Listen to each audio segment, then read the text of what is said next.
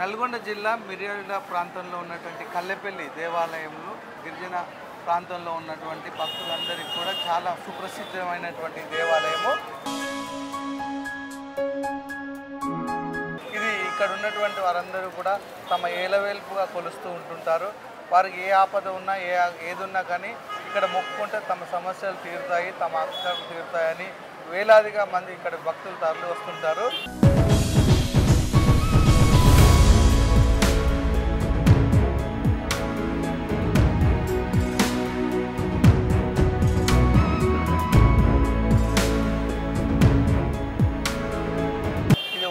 ఈ ప్రాంతమే కాకుండా వేరే దూర ప్రాంతాల నుంచి కూడా ఈ యొక్క దేవాలయానికి వస్తూ ఉంటుంటారు. ఈ దేవాలయం క్రమక్రమంగా అభివృద్ధి జరుగుతూ ఉంటుంది. ఆదివారము, మంగళవారము, గురువారం ఈ 3 రోజులు కూడా ఇక్కడ చాలా జాతరలాగా లేదా భక్తులు చాలా ఎక్కువగా వస్తూ ఉంటుంటారు. వాళ్ళు తమ కోరికలు మొక్కులు మొక్కుకుంటారు. మొక్కుకున్న తర్వాత తిరిగి నెరవేరుతా వచ్చి ఆ యొక్క మొక్కుల్ని కూడా నెరవేర్చుకుంటూ ఉంటారు.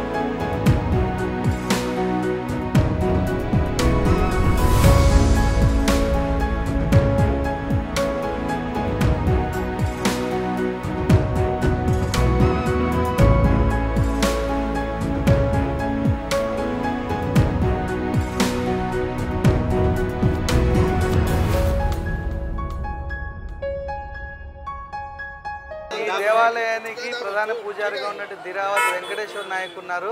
సో ఇక్కడ పూజా విధానం ఏ విధంగా ఉంటుంది, పూజారులు ఎవరెవరు ఉంటున్నారు, ఎంతమంది ఉంటున్నారు, ఈ పూజకు సంబంధించినటువంటి పూర్తి క్రమాలు ఏ విధంగా ఉంటాయనేసి ఆ పూజారి గారిని అడిగి తెలుసుకుందాం. కల్లెపల్లి బంగారు మైసమ్మ తల్లి అమ్మవారి వారసున్నటువంటి నేను దిరావత్ వెంకటేశ్వర నాయకు. అమ్మవారికి 13వ ముది మనవండి. అమ్మవారు మా గిరిజన దేవత.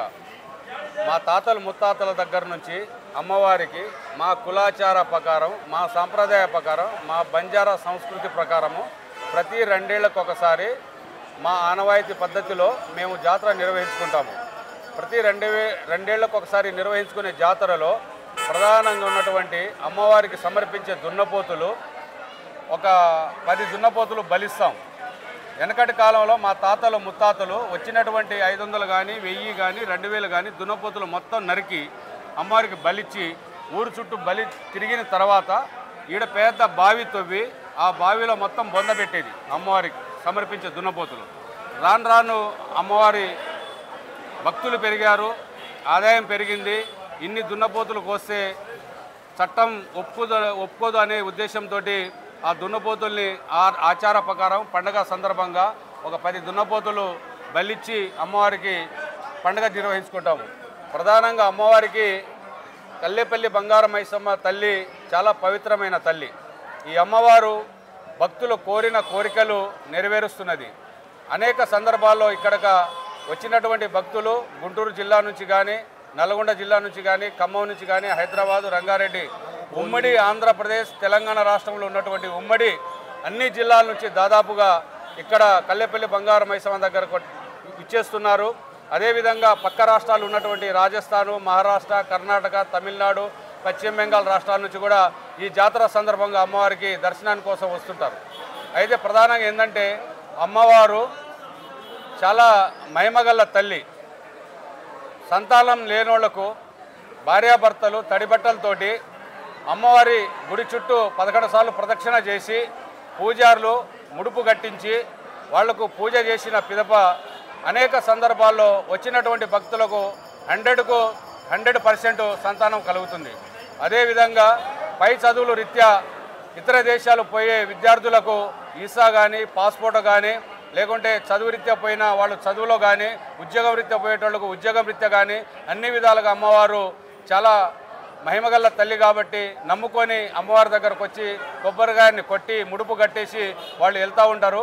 వాళ్ళ మొక్కులు వాళ్ళు అనుకున్న పద్ధతిలో వాళ్లకు ఉన్నటువంటి అది పెద్ద ఎంబీబీఎస్ కానీ ఇంజనీరింగ్ కానీ లాయర్ కానీ కలెక్టర్ కానీ ఐఏఎస్ కానీ ఐపీఎస్ కానీ ఇతర హోదాల్లో వాళ్లకు స్థానం దొరికితే అప్పుడు వచ్చి అమ్మవారికి దున్నపోతుని అదేవిధంగా యాటపోతుని తీసుకొచ్చి బలిచ్చి అమ్మవారికి జాతర నిర్వహించుకుంటారు. ఇక్కడ ఈ ప్రాంతంలో ఉన్నటువంటి పూజారులు ఎంతమంది ఉన్నారు? వారసత్వంగా ఉన్నారా లేదా ప్రభుత్వమైనా ఏర్పాటు చేసిందా? ఇక్కడ మా కల్లెపల్లి బంగారు మైసమ్మ అమ్మవారి గుడి దగ్గర మా దిరావతు వంశస్థులు పెద్దకోటియ అచ్చు మహారాజు వాళ్ళ వంశస్థులమైనటువంటి సుమారు 100 కుటుంబాలు ఈ అమ్మవారి గుడి పూజలు చేసుకుంటూ మాకు జీవన వృత్తి ఇక్కడనే ఆధారపడి దీని మీద జీవిస్తున్నాము. మాకు ప్రభుత్వం నుండి ఎలాంటి జీతాభత్యాలు కానీ అలవెన్స్లు కానీ ఏమైనా లావాదేవీలు అయితే లేవు. భక్తులు వచ్చి వాళ్లకు చేసే సేవా కార్యక్రమంలో వాళ్లకు తోచిన 10, 10, 100, 50 ఇచ్చే ఆ రూపాయలతోటి మా జీవనం గడుపుతున్నాం. మాకైతే ప్రజెంటు ఈ కల్లెపల్లి బంగారు మైసమ్మ టెంపుల్ని గత 5 సంవత్సరాల క్రితం ఎండమెంట్ వాళ్ళు వాళ్ళ ఆధీనంలో తీసుకున్నారు. అప్పటి నుంచి మాకు జీతాభత్యాలు లేవు. ఇక్కడికి వచ్చే భక్తులు వాళ్లకు మేము చేసే సేవలు కానీ మేము చేసే పూజలు కానీ దానికి ప్రతిఫలంగా 100, 50 ఇస్తే దాన్నే జీవనంగా మేము దాని మీద ఆధారపడి జీవిస్తున్నాము. కానీ ప్రభుత్వం వాళ్ళు స్వాధీనం చేసుకున్న తర్వాత ఇక్కడ గుడిని కూడా ఏమాత్రం డెవలప్ చేయలేదు, ఏమాత్రం అభివృద్ధి చేయలేదు. ఇక్కడ ఉన్నటువంటి స్థలాలు కానీ షెడ్లు కానీ రోడ్లు కానీ కరెంటు కానీ ట్రాన్స్ఫారాలు కానీ మంచినీళ్ళ సౌకర్యం కానీ అన్నీ మా సొంతంగా గుడికి వచ్చే ఆదాయం నుంచి ఏర్పాటు చేసుకునే తప్ప ప్రభుత్వం నుంచి ఇంతవరకు అయితే మాత్రం ఒక ఇటుక మీద ఇటుక కూడా పేర్చలేదు. 5 సంవత్సరాలు అవుతుంది ఇప్పుడు గుడి నిర్మాణం జరుగుతుంది. 1,20 లక్షలతోటి గుడి నిర్మాణం జరుగుతుంది. ఆ గుడి నిర్మాణం జరిగే డబ్బులు కూడా భక్తుల ద్వారా సేకరించినటువంటి డబ్బులే బ్యాంకులో డిపాజిట్ చేసిన డబ్బుల నుంచే మా దాంట్లో ఎండమెంట్ వాళ్ళు పోయిన తర్వాత వాళ్ళు పర్మిషన్ తీసుకొని మా గుడి చిన్నగైంది, భక్తుల సంఖ్య పెరిగారు, ఆదాయం పెరిగింది అనే ఉద్దేశంతో మా గుడి సరిపోవట్లేదని మా ఫోర్స్ తోటి మా బలవంతంగా వాళ్ళను ఇబ్బంది పెట్టి వాళ్ళతోటి కొట్లాడి ఈ గుడి నిర్మాణం చేపట్టడం జరుగుతుంది. అది ఇక్కడ నుంచి ప్రభుత్వం ద్వారా అయితే ఎలాంటి ఫండ్స్ కానీ ఎలాంటి వనరులు కానీ లేవని చెప్తుంటున్నారు. సో ప్రభుత్వం హ్యాండ్ ఓవర్లోకి వెళ్ళేది కానీ ఏదైనా సొంత నిధులతోటే మేము ఈ గుడిని అభివృద్ధి చేసుకుంటామని పూజారి గారు చెప్తున్నారు. కల్లెపల్లి బంగారు మైసమ్మ దేవాలయం ఇప్పటి వరకు మనం అభివృద్ధి ఎలా జరుగుతుంది? ఇక్కడ ఈవో కొండారెడ్డి గారు ఉన్నారు. సో వారు ఈ యొక్క ఆలయ అభివృద్ధికి అంటే ప్రభుత్వం తరఫున ఎండోమెంట్లో కేటగిరీ ఏలో ఉంది. సో ఇక్కడ డెవలప్మెంట్ కానీ ఇతర మౌలిక వసతులు కానీ ఏ విధంగా ఉన్నాయి, అభివృద్ధికి ఏ విధంగా ముందుకు వెళ్తుంది? ఎందుకంటే రేపు వచ్చే మేలో కూడా ఇక్కడ జాతర జరగబోతుంది. సో వీటన్నిటికి సంబంధించిన ఏర్పాట్లు కానీ ఈ డెవలప్మెంట్కి సంబంధించినటువంటి వివరాలన్నీ కూడా ఈవో కొండారెడ్డి గారిని అడిగి తెలుసుకున్న మెంట్స్ కానీ అభివృద్ధి తర్వాత మీరు మీ పర్యవేక్షణలో ఎలా జరుగుతున్నాయి? ఓం శ్రీ బంగారు తల్లై నమః. తెలంగాణ రాష్ట్రంలో నల్గొండ జిల్లాలోని దామర్చర్ల మండలం కల్లెపల్లి గ్రామంలో ఏం చేసి ఉన్నటువంటి శ్రీ బంగారు మైసమ్మ అమ్మవారి దేవస్థానం ఎంతో ప్రాచుర్యం పొందినటువంటి దేవస్థానం. ఈ దేవస్థానాన్ని 2019వ సంవత్సరంలో ఈ దేవస్థానానికి ఈవోగా డిసెంబర్ నెలలో బాధ్యతలు స్వీకరించినాను. నేను వచ్చిన తర్వాత వెంటనే 2 సంవత్సరాలు కరోనా పరిస్థితులు ఉన్నాయి. దాని తర్వాత భక్తులు అధికంగా రావటం, మరి ఆ వచ్చే ఆదాయాన్ని కూడా అప్పుడున్నటువంటి కమిటీ వారితో చర్చించి వచ్చే ఆదాయాన్ని మొత్తానికి కూడా దేవస్థాన అకౌంట్కు జమ చేయడం జరిగింది. ఈ దేవాలయము దామర్చర్ల మండల కేంద్రానికి 10 కిలోమీటర్ల దూరంలో మరి అటవీ ప్రాంతంలో ఉన్నది. ఈ అమ్మవారు కొలిచేవారికి కొంగు బంగారంగా ఆరోగ్య క్షేత్రంగా విరాజిల్లుతున్నది. ప్రతినిత్యం మామూలుగా అమ్మవారి దర్శనానికి భక్తులు వస్తారు. ప్రతి ఆదివారం గురువారంలో అధిక సంఖ్యలో విచ్చేసి శ్రీ అమ్మవారిని దర్శించుకొని మొక్కులు చెల్లించుకుంటారు. మరి అదేవిధంగా నేను వచ్చిన కొత్తలో అమ్మవారి ఆలయం వారి యొక్క పూర్వీకులు ఎవరైతే ఉన్నారో అర్చక స్వాములు పూజారులు వారి యొక్క వచ్చే ఆదాయంతో అమ్మవారి ఆలయాన్ని నిర్మించుకోవడం జరిగింది. అది రాను రాను దేవాదాయ శాఖ స్వాధీనం చేసుకున్న తర్వాత మరి చిన్న ఆలయం ఉందని చెప్పి దేవాలయ ఆదాయాన్ని కూడా కూడబెట్టడం జరిగింది. ఆ వచ్చే ఆదాయంతో దేవాదాయ శాఖ ఇంజనీర్లను తీసుకొచ్చి మరి 1,05,00,000 రూపాయలతోని దేవాలయాన్ని నిర్మించాలని సంకల్పించి దానికి అనుగుణంగా 1,05,00,000 రూపాయలతోని దేవాలయాన్ని పునర్నిర్మాణానికి తగు కావలసినటువంటి ప్లాన్లు అంచనాలను తయారు చేయించడం జరిగింది. తదుపరి శ్రీయుత కమిషనర్ దేవాదాయ ధర్మాదాయ శాఖ హైదరాబాద్ వారి ఆమోద ఉత్తర్వులు పొంది వెంటనే టెండర్స్ పిలవడం, ఆ టెండర్ ద్వారా ఈ యొక్క దేవాలయ నిర్మాణాన్ని నిర్మించడం జరుగుతున్నది. తదుపరి దానికి చుట్టూ ప్రాకార మండపం, అదేవిధంగా ఎదురు తూర్పు భాగాన 5 అంతస్తుల రాజగోపురానికి కూడా మరి 36 లక్షల రూపాయలతోని అంచనాలను తయారు చేయించి కమిషనర్ గారి ఆమోదానికి పంపడం జరిగింది. మరి అదేవిధంగా భక్తుల మౌలిక వసతుల్లో భాగంగా ఈ దేవాలయానికి సందర్శించే భక్తుల సౌకర్యార్థం స్నానాలు ఆచరించడానికి మరి 7 లక్షల రూపాయలతోని టాయిలెట్ బ్లాకు, స్నానాలు చేయడానికి స్నానపు గదులను కూడా నిర్మించడం జరుగుతుంది. ఈ దేవాలయ నిర్మాణం కూడా వచ్చే జాతర మేలో ఉంది. ఈ మేలో వరకు పూర్తి చేయడానికి సంకల్పించడం జరిగింది. కాకపోతే ఒక నెల రోజుల నుంచి దేవాలయం చిన్న ఇదితోని ఆగింది.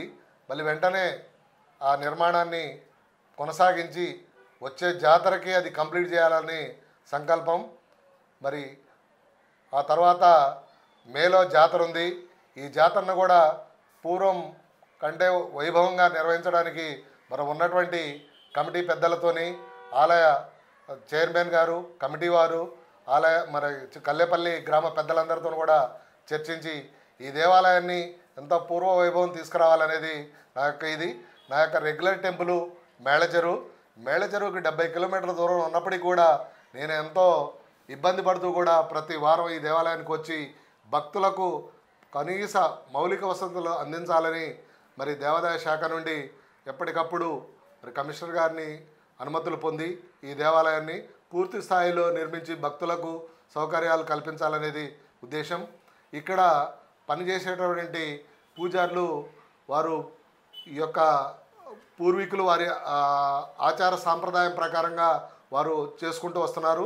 ఈనాటి వరకు కూడా వారికి ఎలాంటి దేవాలయం నుండి వేతనాలు నిర్ణయించబడలేదు. మరి వారికి కూడా ప్రభుత్వం ద్వారా మరి వేతనాలు కానీ వారు కోరుకున్నట్టుగా వచ్చే ఆదాయంలో మరి షేర్ అడుగుతున్నారు. ఆ షేరు కూడా వెంటనే మరి మంజూరు చేసి వారికి కూడా పూర్తి స్థాయిలో వేతనాలు పొందేటట్లుగా ఇవ్వాలని కోరుకుంటూ, అదేవిధంగా ఈ దేవాలయ పునర్నిర్మాణానికి భక్తులు ఎంతోమంది సహకరిస్తున్నారు. మరి చైర్మన్ గారిని కోరేది ఏంటంటే మీరు భక్తులను కూడా సంప్రదించండి. వారి ద్వారా కూడా విరాళాలు సేకరించి దేవాలయాన్ని మరి ఎంతో మనం అభివృద్ధి పరచుకోవచ్చు. దీంట్లో భాగంగా చేయవలసింది ఇంకా చాలా ఉంది. భక్తులను కూడా దీంట్లో వాళ్ళని కలుపుకొని మనం ముందుకెళ్ళినట్టయితే దేవాలయాన్ని మనం ఎంతో అభివృద్ధి తీసుకెళ్తాం. వచ్చే ఆదాయం మాత్రమే, ఇంతవరకు గవర్నమెంట్ నుంచి ఫండ్ రాలేదు. భక్తుల ద్వారా వచ్చే ఆదాయంతోనే 1,10,00,000 రూపాయలతోనే దేవాలయ పునర్నిర్మాణం జరుపుతున్నాం. అదేవిధంగా భక్తులు కూడా కోరేది ఏంటంటే మీ యొక్క శక్త్యానుసారం దేవాలయానికి ధన వస్తు రూపేణ సమర్పించి మరి ఈ యొక్క దేవాలయ పునర్నిర్మాణంలో భాగం కావాల్సిందిగా కోరుచున్నాను. సార్, అలాగే ఇక్కడ పని చేసేటటువంటి స్టాఫ్ కానీ ఇక్కడ ఎంతమంది ఉన్నారు? ఇంకా ఎక్కువ మీకు ఇక్కడ పనిచేసేటువంటి స్టాఫ్ ఎంతమంది ఉన్నారు? ఒక సీనియర్ అసిస్టెంట్ కానీ లేకపోతే దేవాలయంలో పర్యవేక్షణలు ఇంకా అసిస్టెంట్లుగా ఎంతమంది ఉన్నారు? ఇంకా ఏమైనా మీకు అవసరం ఉందా? సార్, ఈ దేవాలయాన్ని దేవాదాయ శాఖలో తీసుకునే నాటికి కేవలం ఒక బుకింగ్ క్లర్కు, 4 స్వీపర్లు మాత్రమే ఉన్నారు. వారిని కంటిన్యూగా తీసుకున్నాము. ఫర్దరు మరి క్యాడర్ స్ట్రెంత్ ఇంతకుముందు ఇది 6C దేవాలయం ఉండే, అంటే 5 lakhs నుంచి 20 lakhs లోపు 6C ఉండే. నేను వచ్చిన తర్వాత ఈ దేవాలయాన్ని పూజారులతోనే మరి కూర్చొని అప్పుడు ఉన్నటువంటి కమిటీ వారితో మాట్లాడి అన్నిటిని కూడా కొబ్బరికాయల వేలంపాట, దున్నపోతులు భక్తులు సమర్పించే దున్నపోతులు సమకూర్చుకునే హక్కు వేలంపాట, పూలు అమ్ముకునే హక్కు వేలంపాట, కొబ్బరి చిప్పలు సేకరించుకునే హక్కు వేలంపాట, తలనీలాలు సేకరించుకునే హక్కు వేలంపాట, లడ్డు ప్రసాదాలు అమ్ముకునేటందుకు కూడా అన్ని పాటలు నిర్వహించి దేవాలయానికి ఆదాయం సమకూర్చడం వల్ల ఇది ఒకేసారి 6C దేవాలయం నుండి 6Aకి వెళ్ళింది. దీనికి అనుగుణంగా సిబ్బంది లేరు, కొరత చాలా ఉంది. క్లరికల్ సిబ్బంది మరి మేళ చెరువు నుంచి తర్వాత హుజూర్ నగర్ నుంచి ప్రతి వారం డిప్యుటేషన్ మీద తీసుకొచ్చి పనులు చేస్తున్నాం తప్ప రెగ్యులర్గా సిబ్బంది లేరు. ఇక్కడ క్యాడర్ స్ట్రెంత్ దాదాపుగా ఈ దేవాలయానికి ఒక 2 సీనియర్ అసిస్టెంట్లు ఉండాలి, 4 జూనియర్ అసిస్టెంట్లు ఉండాలి, వాచ్మెన్లు ఉండాలి, అదనంగా స్వీపర్స్ ఉండాలి, నైట్ వాచ్మెన్ ఉండాలి, ప్లంబరు, వాటర్మెన్, అనేక రకాలుగా ఈ సిబ్బంది అందరూ ఉండాలి. కాబట్టి మొన్ననే కమిటీ సమావేశంలో ఈ విషయాన్ని చర్చించి తీర్మానం చేసి గౌరవ కమిషనర్ గారికి ఆమోద నిమిత్తం సమర్పించడం జరిగింది.